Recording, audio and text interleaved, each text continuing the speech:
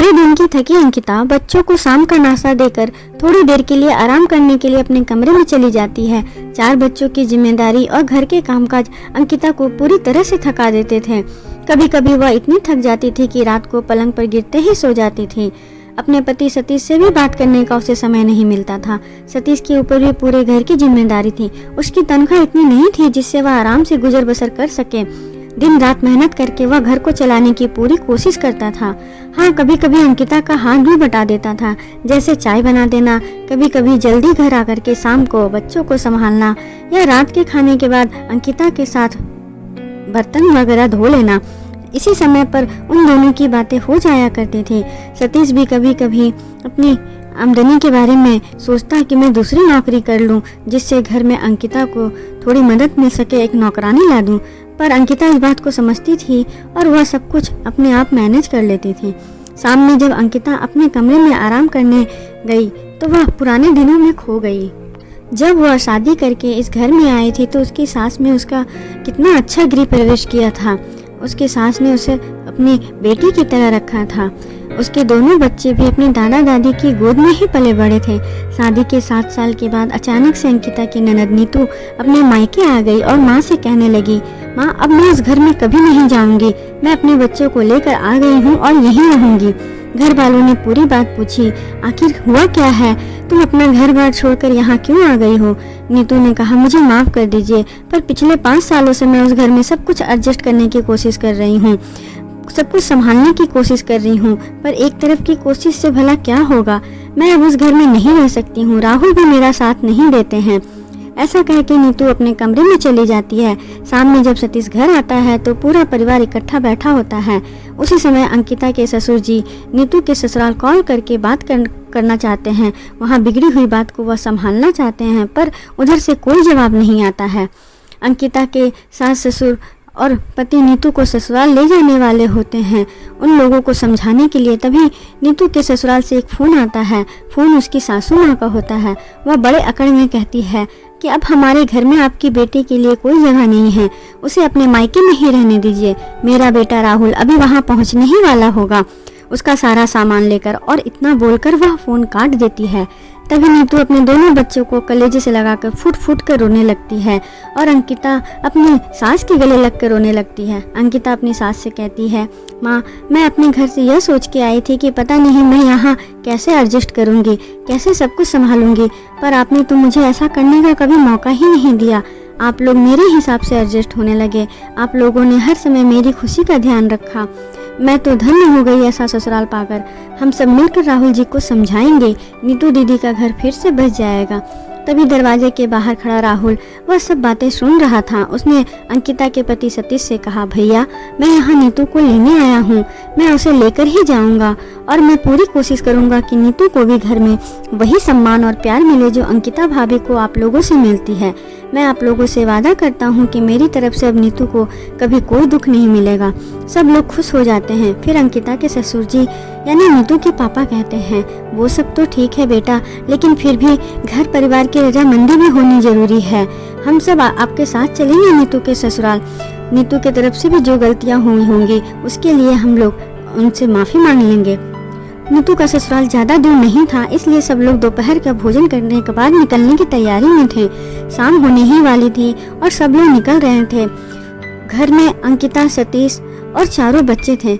नीतू अपने दोनों बच्चों को घर पर ही छोड़कर जाने का फैसला किया।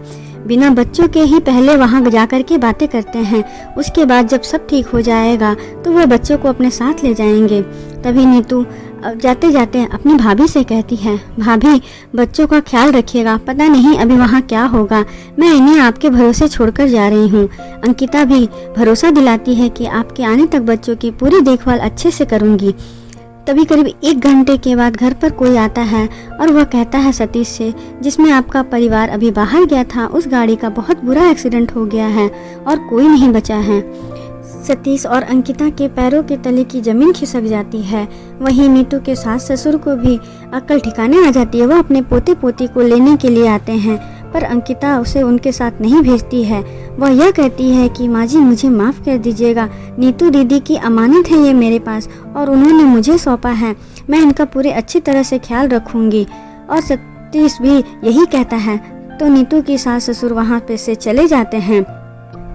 तभी दरवाजे की डोर बोल से अंकिता का ध्यान इधर उधर भटकता है और वह जाके देखती है कि सतीश आ गया है घर पे। सतीश के साथ एक बूढ़ा व्यक्ति होता है। अंकिता प्रश्न भरी निगाहों से सतीश की तरफ देखती है तो सतीश कहता है, यह हमारे मालिक अश्विन सर का नौकर है और उनके घर का काम करता है। मालिक कुछ दिनों के लिए देश से बाहर गए हैं तो इनका ख्याल रखने के लिए मुझसे कहा है। ये घर के कामों में तुम्हारी मदद कर दिया करेंगे। थोड़ी देर वहाँ रुकने के बाद वह बूढ़ा व्यक्ति कहता है, मैं कल सुबह आ जाऊंगा, अभी मैं अपने घर जाता हूँ। और वह दूसरे दिन सुबह 7 बजे आ जाता है। अंकिता सोचती है कि उस बूढ़े व्यक्ति से भला मैं क्या काम कराऊंगी। इसकी उम्र देख के तो मैं कुछ कह भी नहीं पाऊंगी इनसे काम करने को। धीरे धीरे दिन बीतने लगे और वह बूढ़ा व्यक्ति बच्चों के साथ खेलने में मग्न हो जाता। अंकिता उस बूढ़े व्यक्ति से कुछ काम करने को कहती तो न थी, पर उसके आ जाने से बच्चे संभल जाते थे। वह चारों बच्चों के साथ खेलते रहते और उनको अपने साथ मग्न रखते थे। धीरे धीरे अंकिता भी बूढ़े बाबा से घुलने मिलने लगी थी। बाबा भी धीरे धीरे घर के कामों में अपना हाथ बटाने लगे थे। कभी अंकिता के साथ किचन में का काम कर देते तो कभी घर की साफ सफाई कर देते थे। लेकिन शाम के 7 बजते ही वह निकल जाते थे और जाने से पहले अंकिता से 20 रुपए जरूर मांगते थे। हर रोज अंकिता उन्हें 20 रुपए देती थी। एक दिन बूढ़े बाबा बर्तन साफ कर रहे थे, तभी अंकिता ने उनके हाथ पे जले हुए का निशान देखा और वह पूछ बैठी, बाबा यह दाग आपको कैसे लगे हैं? उन्होंने झट से अपनी आस्तीन नीचे करके कहा, कहीं से नहीं बेटी, बस खाना बनाते वक्त लग गए होंगे किसी तरह। और वह वापस बच्चों के साथ खेलने चले गए। उनके चेहरे की मुस्कान कहीं गायब हो चुकी थी और वह बच्चों के साथ होकर भी किसी और ख्याल में गुम हो गए थे।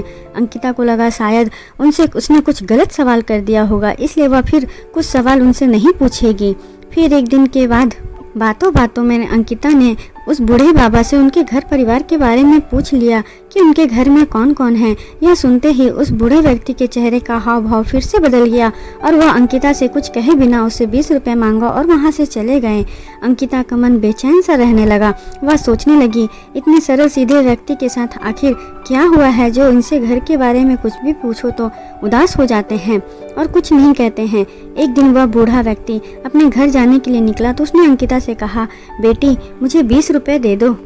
अंकिता के पास 20 रुपए तो नहीं थे। वह 50 रुपए देने लगी तो बूढ़े बाबा ने कहा, नहीं मुझे 20 की ही जरूरत है, मैं 20 ही लूंगा। अंकिता ने कहा, बाबा आखिर आप रोज तो लेते ही हैं, तो ऐसा समझ लो कि इसमें 2 दिन के पैसे हैं और फिर उसके बाद तीसरे दिन मैं आपको और 10 रुपए लगा कर दे दूंगी। बूढ़े व्यक्ति ने कहा, नहीं नहीं, मुझे बस 20 रुपए ही दे दो बेटी, क्योंकि मुझे बस 20 रुपए की जरूरत है, इससे ज्यादा नहीं चाहिए। अंकिता ने घर में खोजे तो उसे कहीं से 20 रुपए मिल गए और उसने बूढ़े बाबा को लाकर दे दिया। उस बूढ़े व्यक्ति ने कहा, बेटी कल मैं तुम्हें अपने घर ले जाऊंगा और अपने पूरे परिवार से मिलाऊंगा। अंकिता बहुत खुश हो गई। उसने सतीश से कहा, कल बूढ़े बाबा ने कहा है वो मुझे अपने घर ले जाएंगे। सतीश ने कहा, ठीक है, हम दोनों उनके साथ चलेंगे। दूसरे दिन सुबह ही बूढ़े बाबा अंकिता के घर आ गए और बच्चों के साथ खेलने लगे। खेलते खेलते बूढ़े बाबा ने अंकिता से अपने घर की बातें करनी शुरू कर दी। उन्होंने कहा, मेरी पत्नी का नाम सविता है, मेरा एक प्यारा सा बेटा है जो नौकरी भी करता है और उसकी शादी भी हो गई है। मेरी बहू इतनी सुंदर और सरल स्वभाव की है कि क्या कहूँ। वह रोज रात को मेरे खाने पर इंतजार करती है, इसलिए मैं यहाँ नहीं रुकता हूँ। घर जाने के बाद सविता को खाना खिलाती है और बेटा बहू हम दोनों की सेवा में लग जाते हैं। मेरी बहू तो इतनी अच्छी है कि अपनी सास की एक बात नहीं टालती है और उसके पैरों की मालिश करती है, उसके सर को मालिश करती है। बुढ़ापे में वह सविता बहू को पूरा प्यार दे रही है। सविता भी अपनी सास होने का पूरा अभिमान ले रही है। मेरा बेटा भी दिन भर थका रहता है, फिर भी मेरे पैर दबाए बिना नहीं सोता है। हम दोनों बूढ़ा बूढ़े अपने बेटे बहू से बहुत सुख ले रहे हैं। अंकिता सोच रही थी कि कितना अच्छा परिवार है, लेकिन फिर भी बूढ़े बाबा कभी कभी उदास क्यों हो जाते हैं। शायद अब नौकर का काम नहीं करना चाहते होंगे, पर सतीश के मालिक उनको नहीं जाने देते होंगे, इसी वजह से वह उदास होंगे। सतीश आज जल्दी घर आ जाता है और उसके बाद वो सब बूढ़े बाबा के साथ चल देते हैं। जाते वक्त बाबा अंकिता से फिर से 20 रुपए लेते हैं और घर की तरफ चल देते हैं। चलते चलते वह लोग एक टूटे फूटे से मोहल्ले में जाते हैं जहाँ लगभग सभी के घर कच्चे हैं। हर किसी के घर में कहीं न कहीं थोड़ी टूटे फूटे ही हैं। उस गली में सबसे आखिरी घर बाबा का होता है। बाबा के जरा सा धक्का देने पर वह दरवाज़ा खुल जाता है। अंकिता और सतीश दोनों एक दूसरे को देखते हैं, फिर बाबा का इशारा करते हुए देखते हैं कि वह हम दोनों को अंदर बुला रहे हैं। और घर के अंदर जाकर देखते हैं तो लगता है जैसे कितने दिनों से घर की साफ सफाई ही नहीं हुई है। बूढ़े बाबा कहते हैं, रोज़ सुबह मैं जल्दी निकल जाता हूँ, इस वजह से साफ सफाई नहीं हो पाती है। चलो मैं तुम्हें अपना घर दिखाता हूँ और अपने पूरे परिवार से मिलाता हूँ। बूढ़े बाबा एक कमरे की ओर जाते हैं। वहाँ उनकी पत्नी की तस्वीर रखी होती है। वह उसके पास जाकर जलेबी और समोसे रखते हैं और कहते हैं, लो सविता, समोसा और जलेबी खाओ। और देखो अंकिता बेटी आई है। तुमसे कहा था ना मैंने, अंकिता बेटी हमेशा तुम सबके बारे में पूछती रहती है। आज मैंने सोचा तुम लोगों को उससे मुलाकात करवा ही दूं। बाबा अंकिता से कहते हैं, यह मेरी पत्नी सविता है। इसने अपनी पूरी जिंदगी सास ससुर और मेरी सेवा, बच्चों की परवरिश में बिता दी। कभी सास के आगे आवाज़ भी नहीं उठाया और मैंने पूरी जिंदगी नौकर का काम करते करते ही बिता दिए। नौकर था साहब, इसीलिए कभी भी घर आने का एक समय निश्चित नहीं था। वहाँ से जब भी निकलता तो मालिक 20 रुपए देते थे। यही मेरी आमदनी थी हर रोज़ की, जो मुझे मेरे काम के बदले मिलते थे। और सविता मेरा इंतज़ार किया करती थी। मैं सुबह घर से निकलता तो सीधे रात में ही घर आता था। तब तक सविता मेरे लिए बैठी रहती थी। वह खाना भी नहीं खाती थी। मेरे माता पिता की खूब सेवा करती थी। मेरे माता पिता का स्नेह मुझसे कहीं ज़्यादा और कहीं अधिक ख्याल इसने ही रखा था। हम सबका एक ही सपना था कि हमारा बेटा पढ़ लिख करके बहुत बड़ा आदमी बने। बचपन से ही वह बहुत तेज और चतुर दिमाग का था, इसलिए हमने उसका नाम तेजस रखा था। मैं जहाँ नौकर का काम करता था उस घर के बच्चे बहुत ही घमंडी और संस्कार विहीन थे, पर मैं नौकर था इसलिए कुछ कह नहीं सकता था। वो लोग जो कुछ भी कहते थे उनकी बातें सुनता रहता। मालिक की बिटिया गीता बेटी कहीं भी कभी भी मेरा अपमान कर देती थी। मेरा ही क्या, वह तो अपने माता पिता का भी नहीं सुनती थी कभी कभी, और उसकी वजह से मुझे घर आने में भी देर हो जाया करती थी। सविता भूखे प्यासे मेरा इंतजार करती रहती थी। उसे जलेबी और समोसे बहुत पसंद होते थे। जब कभी मुझे मौका मिलता मैं उसके लिए लेकर आता था और हम दोनों साथ बैठकर खाते थे। एक दिन मैंने मेरे मालिक से कहा, तेजस अपने काम में बहुत तेज है और होशियार है। वह इंजीनियरिंग की पढ़ाई पूरी कर चुका है, उसे आप कहीं काम पे लगवा दीजिए। मालिक ने मेरा साथ दिया और उसे अपने ही ऑफिस में काम पर लगवा दिया। वैसे बचपन से ही तेजस की पढ़ाई के लिए उन्होंने बहुत मदद की थी मेरी। मैं भी बहुत खुश हो गया कि चलो अब मेरा बेटा अच्छी जगह पर काम पर लग गया है और हम दोनों के भी दिन अब धीरे धीरे बदल जाएंगे। मेरे माता पिता का देहांत हो चुका था। हम दोनों बेटे के सहारे थे। एक दिन मालिक ने कहा, मुझे कहीं जाना है, तुम छुट्टी लेकर जल्दी घर चले जाओ। मैं भी खुशी खुशी घर आ गया ताकि सविता के साथ कुछ समय बिता सकूं। मैं जलेबी और समोसे लेकर घर आया था। हम दोनों बैठकर जलेबी और समोसे खा ही रहे थे, तभी मेरे मालिक आ गए। मैं उन्हें अपने सामने देखकर चौंक गया। समझ में नहीं आया उन्हें बैठने के लिए कहाँ कहूँ, क्योंकि मेरा घर तो उनके घर से बहुत छोटा था। मालिक ने मुझसे कहा कि तुम घबराओ नहीं, मैं यहाँ तुमसे कुछ बातें करने आया हूँ। वह बेटी के रिश्ते के लिए आए थे। वह अपनी बेटी गीता के लिए मेरे बेटे तेजस के लिए रिश्ता लेके आए थे, क्योंकि गीता का जैसा स्वभाव था वह किसी और के घर में नहीं रह सकती थी। इसलिए उन्होंने तेजस को अपने ऑफिस में काम पर लगा दिया था ताकि गीता और तेजस धीरे धीरे नज़दीक आए और वह उन दोनों का रिश्ता कर सके। तेजस भी गीता से शादी करने के लिए तैयार था। मैंने उसे बहुत समझाया पर वह मेरी बात नहीं सुना और उन दोनों की शादी हो गई। शादी के कुछ महीने या कहूँ कुछ दिन तक ही वो लोग यहाँ रहे होंगे। फिर गीता आए दिन किसी न किसी बात को लेकर हर रोज़ घर में झगड़ा करती थी। उसने मुझे और तेजस की माँ को कभी भी सास ससुर नहीं समझा, नौकरों की तरह ही बर्ताव करती थी। तेजस और गीता बड़े घर में रहने के लिए चले गए। मालिक ने मुझे भी नौकरी से नहीं निकाला। यह कहा कि आते जाते रहोगे तो बेटे को देखते रहोगे। मैं वहाँ नौकरी नहीं करना चाहता था, इसलिए मैंने कहा मैं यहाँ नहीं आऊँगा।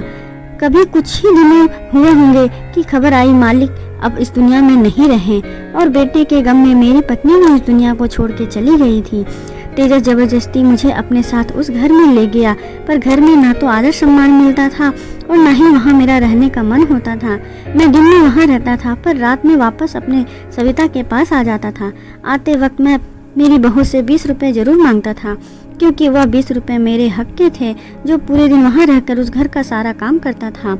इसलिए मैं उससे मांग लिया करता था। मेरी तनख्वाह मालिक के समय से ही वही थी, इसलिए मैं उससे केवल 20 रुपये लेता था। मेरी बहू मुझ पर नौकरों से भी ज़्यादा घटिया बर्ताव करती थी और मेरे बेटे को मुझ पर शर्म आती थी। वह मेहमानों के सामने मुझे नौकर ही कहता था। तेजस को किसी भी मेहमान से मुझे मिलवाने में शर्म आती थी, पर वह भी धीरे धीरे मुझे अपने बाप की जगह नौकर ही समझने लगा। उस बूढ़े व्यक्ति की कहानी सुन के अंकिता और सतीश की आंखें भर आई थी। वह दोनों बूढ़े बाबा की गोद पे सर रख के रो रहे थे और बूढ़े बाबा उन दोनों के सर पर हाथ रखकर भी रोए जा रहे थे। उन्होंने अंकिता से कहा, बेटा, मैं रोज तुमसे 20 रुपये सविता के लिए ही लेता था। रोज रात को वह मुझे खिलाए बिना नहीं खाती थी और अब मैं उसे खिलाए बिना नहीं खाता हूँ। तभी सतीश ने कहा, बाबा, अब आपका बेटा कहाँ है? बाबा उन दोनों को एक दूसरे कमरे में लेकर गए और तस्वीर को दिखाते हुए कहा, यह हमारा बेटा और बहू है। सतीश की आंखें खुली की खुली रह गई और सतीश ने कहा, यह तो मेरे मालिक अश्विन सर हैं।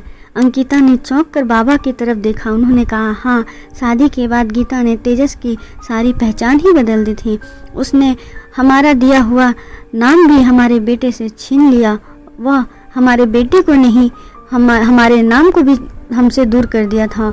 उसने अपने पसंद का नाम इसे रख दिया था। और बूढ़े बाबा ने कांपते हुए स्वर में बोला, इस बुढ़ापे में भी नौकर बनकर ही काम कर रहा हूँ उस घर में।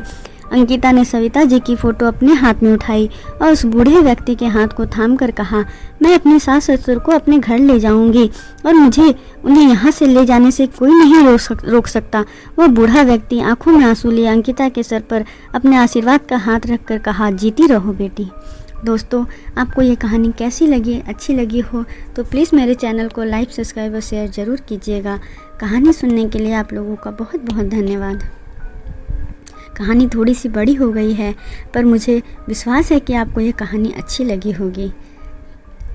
आप लोगों का खूब खूब आभार।